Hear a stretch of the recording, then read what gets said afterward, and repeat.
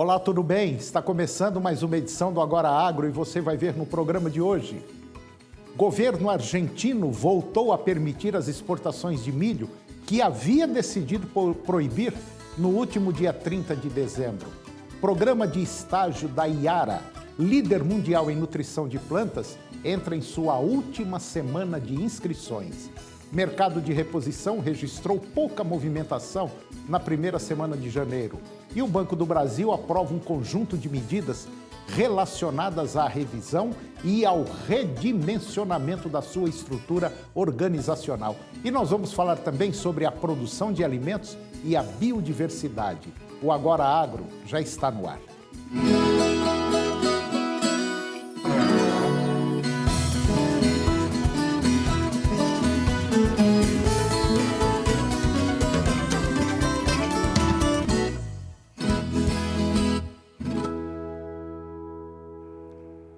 O governo argentino, ele voltou a permitir as exportações de milho que havia decidido proibir no último dia 30 de dezembro. Essa decisão, ela foi anunciada quase ao mesmo tempo em que iniciou a paralisação por 72 horas das vendas do cereal, uma medida de protesto do setor do agronegócio argentino, coordenada pelas principais entidades representativas do setor no país vizinho. A liberação, porém, será parcial, uma vez que o Ministério da Agricultura da Argentina informou que as declarações de vendas ao exterior não podem ultrapassar 30 mil toneladas por dia. O programa de estágio da Yara, líder mundial em nutrição de plantas, entra na sua última semana de inscrições. Até agora, o próximo domingo, dia 17 de janeiro, os estudantes poderão concorrer a 45 vagas disponibilizadas nesta edição, sendo 26 em fábricas ou unidades de mistura que ficam em Cubatão, em São Paulo, Rio Grande, no Rio Grande do Sul, Porto Alegre, no Rio Grande do Sul, Paranaguá, no Paraná e Ponta Grossa, também no Paraná. E outras 19 em escritórios da empresa, que ficam em São Paulo e Porto Alegre, no Rio Grande do Sul. Pela primeira vez, o programa dará oportunidade, além do nível superior, para estudantes de nível médio técnico.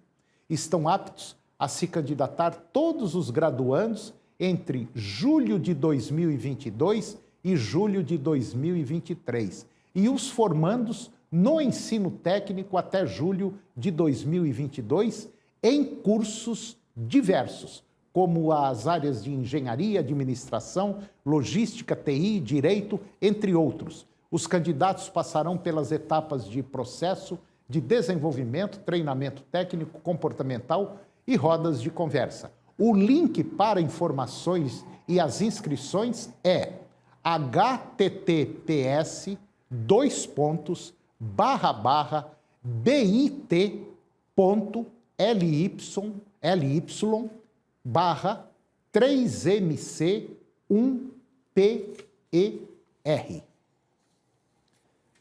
O mercado de reposição registrou pouca movimentação na primeira semana de janeiro, de acordo com a Scott Consultoria. Porém, segundo a empresa, desde o início de dezembro agora passado, a cotação do boi gordo vem reagindo, repercutindo nos poucos negócios efetuados nesse segmento. Segundo a Scott Consultoria, aponta que, considerando a média de todas as categorias de reposição, machos e fêmeas anelorados e estados pesquisados pela empresa, as cotações subiram 1% em janeiro de 2021 em relação a dezembro de 2020. Agora, considerando o intervalo de 12 meses, os preços estão 64,5% maiores. A evolução mais significativa ficou para os machos. Na média de todos os estados pesquisados, o garrote foi a categoria cuja cotação mais subiu. Considerando o garrote anelourado, o destaque foi para Rondônia e o estado de Goiás, onde a alta foi de R$ 100 por cabeça na última semana. Seguidos por Mato Grosso do Sul, Maranhão, Pará, Rio de Janeiro, São Paulo e Tocantins, com alta de R$ 50 por cabeça. O Banco do Brasil informa que foi aprovado um conjunto de medidas relacionadas à revisão e ao redimensionamento da sua estrutura organizacional, resultando na readequação de 870 pontos de atendimento pelo Brasil até o encerramento do primeiro semestre deste ano. Portanto, o Banco do Brasil comunica que, até o mês de junho, eles irão desativar 361 unidades, sendo 112 agências bancárias, 7 escritórios e 242 postos de atendimento. A instituição financeira também vai converter de 243 agências bancárias em postos de atendimento e outros 8 serão transformados em agências. Serão transformadas 145 unidades de negócios em lojas Banco do Brasil, sem a oferta de guichês de caixa, com maior vocação para assessoria e relacionamento. Haverá também, no período mencionado, a relocalização compartilhada de 85 unidades de negócios. E também serão criadas 28 unidades de negócio, sendo 14 agências especializadas no agro e 14 escritórios leve digital, unidades especializadas no atendimento a clientes com maturidade digital, com aproveitamento de espaços existentes, não envolvendo contratação ou locação de novos imóveis. E depois do intervalo, nós vamos falar sobre produção de alimentos que precisam de terra, sol, água e também vamos ver como anda a biodiversidade. Nós voltamos já, é um minutinho só.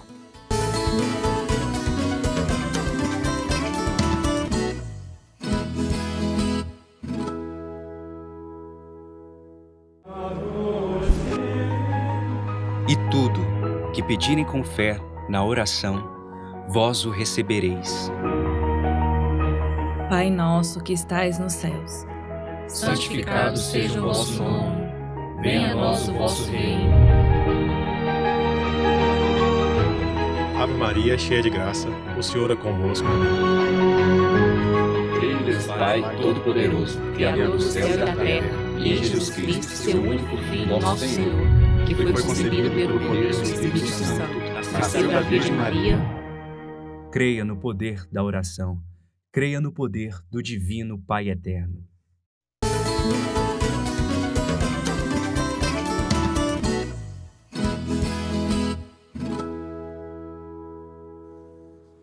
Eu vou conversar agora com Guido Juliano Martins de Araújo.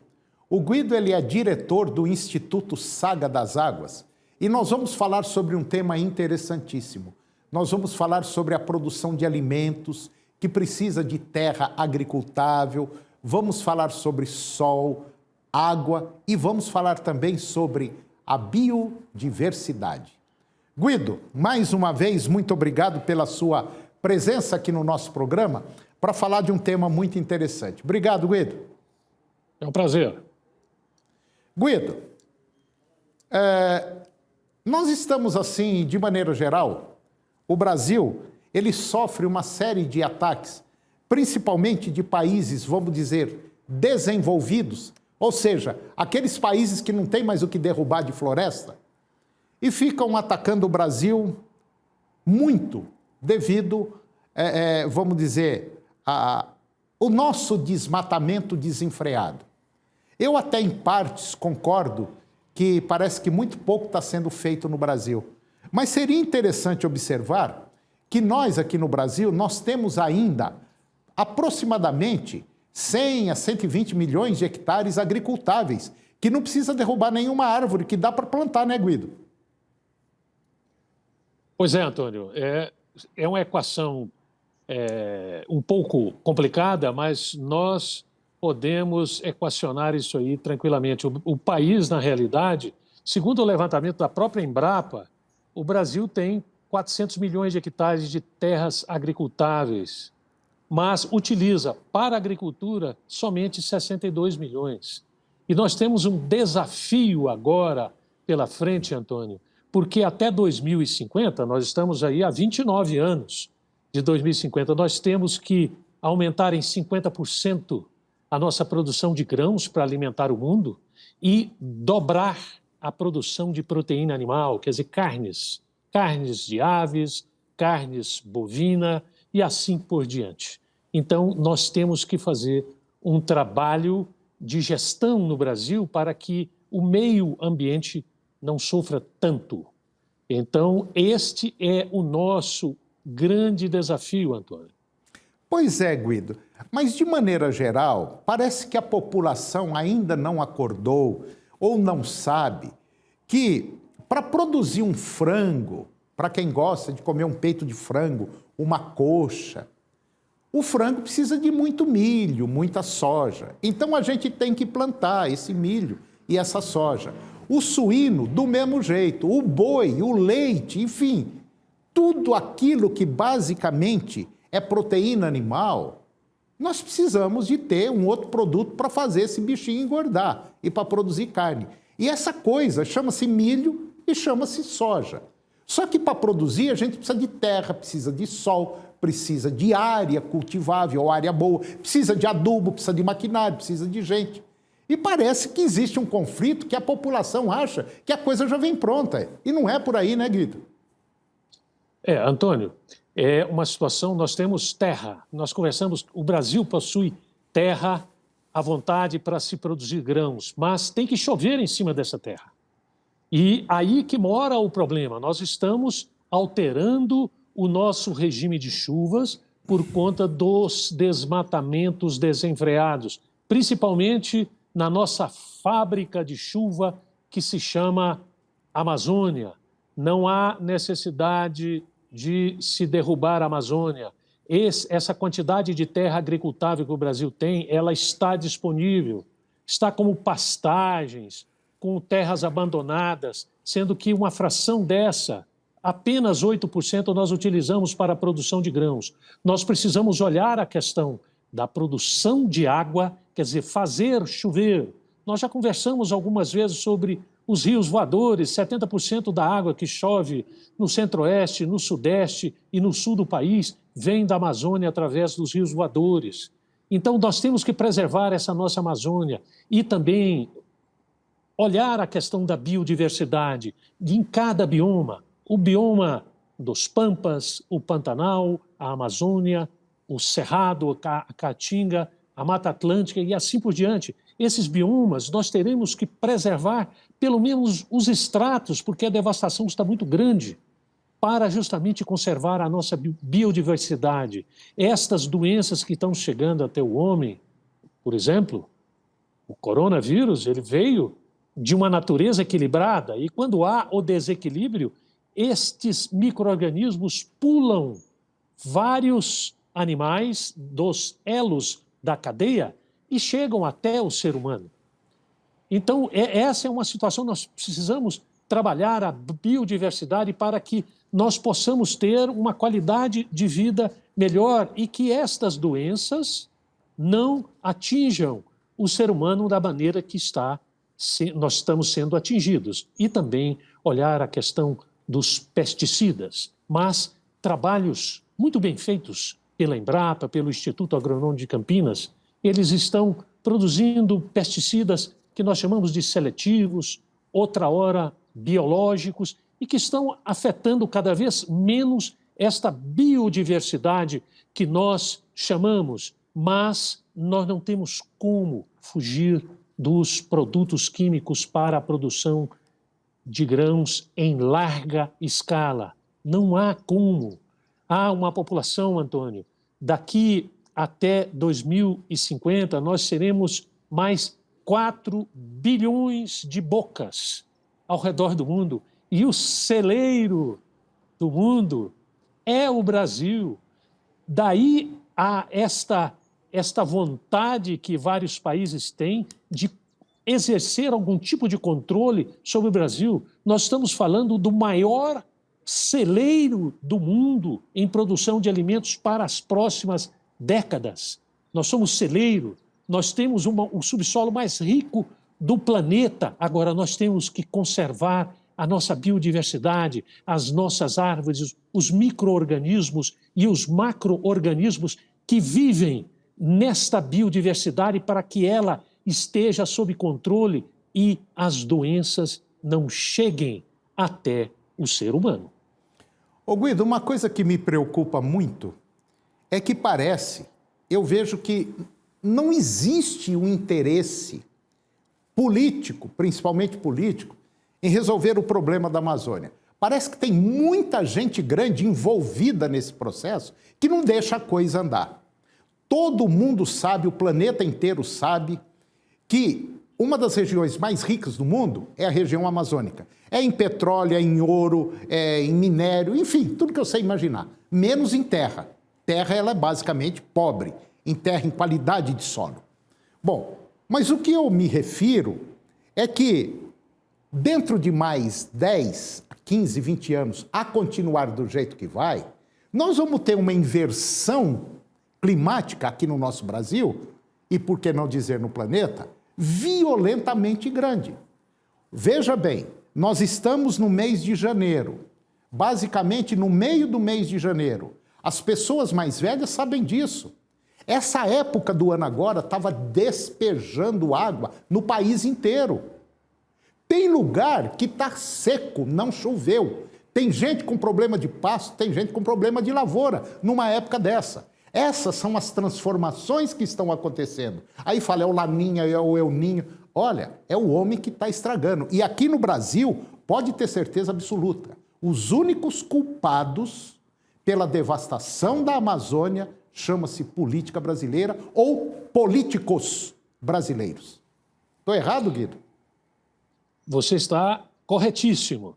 O que existe na Amazônia, Antônio, é um desgoverno. As pessoas, os nossos gestores, eles não acreditam na Amazônia em pé, na floresta amazônica. E quem está devastando é para aproveitar o potencial madeireiro e também colocar uma única espécie animal, que são os bovinos. Então, nós estamos tirando milhares de organismos, de seres vivos que convivem harmonicamente na Amazônia e nós estamos colocando os bovinos. Isso é falta de uma visão de futuro, pensar nos nossos filhos, netos, bisnetos. Nós não podemos fazer isso, Antônio. Nós poderemos ser o celeiro do mundo, nós podemos produzir não só alimentos, mas o Brasil poderá extrair suas riquezas do subsolo e fazer o brasileiro um povo rico. Mas os governantes não têm a dimensão da riqueza desse nosso país. Então, a Amazônia está entregue nas mãos de pouquíssimos ricos que sugam da terra, expulsam seus nativos para produzir tudo isso que nós estamos fazendo. Nós estamos procurando alguém que observe a Amazônia como uma grande riqueza em pé. A produção mineral, nós podemos afetar muito pouco a vegetação amazônica, produzindo, retirando as nossas riquezas do subsolo. Mas desse jeito, o devastamento clandestino aos olhos de nossos governantes, isso é um absurdo. Isso nós iremos pagar muito caro num curto espaço de tempo. Esses eventos climáticos, Antônio, que você está conversando, esses eventos climáticos serão cada vez mais extremos, porque nós estamos manipulando esse nosso meio ambiente ao nosso desfavor. Então, as coisas estão difíceis para que nós possamos equacionar por conta exatamente da gestão política no Brasil. Com todo respeito aos políticos mais sérios, mas a burrice política está superando a inteligência e o bom senso. Guido Juliano Martins de Araújo, diretor do Instituto Saga das Águas, mais uma vez, muito obrigado pela sua companhia, um tema excelente e já já nós vamos estar juntos de novo. Um grande abraço, meu irmão, muito obrigado, Guido, e até o próximo. Se Deus quiser, um grande abraço. Tchau, Guido. E o programa de hoje chegou ao fim, e eu termino com a seguinte frase: cultivar novas ideias não é tão difícil. Difícil é livrar-se das velhas. Um grande abraço, muito obrigado pela sua companhia. Que o Divino Pai Eterno nos abençoe. E até o próximo programa. Tchau.